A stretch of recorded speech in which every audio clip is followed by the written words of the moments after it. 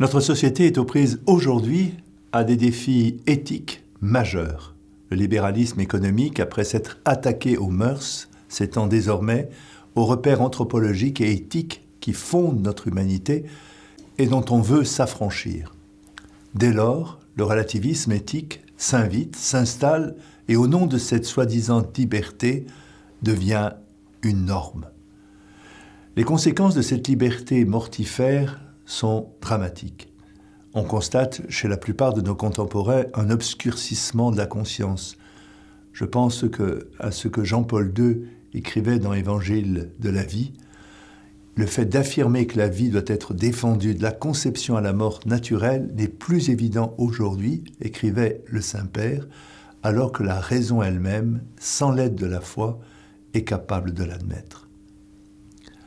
Récemment, l'avortement, c'est-à-dire le meurtre délibéré d'un enfant à naître, a été inscrit dans la Constitution française. Et le projet de loi sur l'euthanasie est, certes, pour l'instant, en suspens, compte tenu des prochaines élections, mais fait partie des discussions et des mises en ordre juridiques. La position de l'Église sur ces questions n'a jamais changé.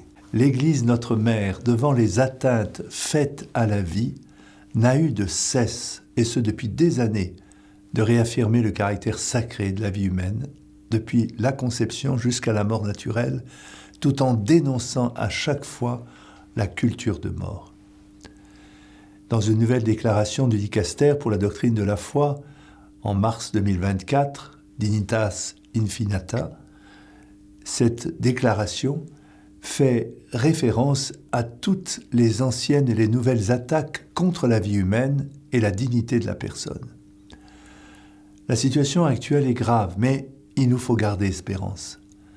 Je pense en particulier en 1973 à ce que la Cour suprême des États-Unis a jugé à propos de l'avortement, qui était un droit constitutionnel, reconnu comme tel.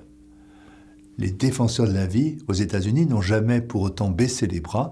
Ils ont mené le combat et 49 ans plus tard, contre toute attente, en 2002, la Cour suprême des États-Unis est revenue sur sa jurisprudence.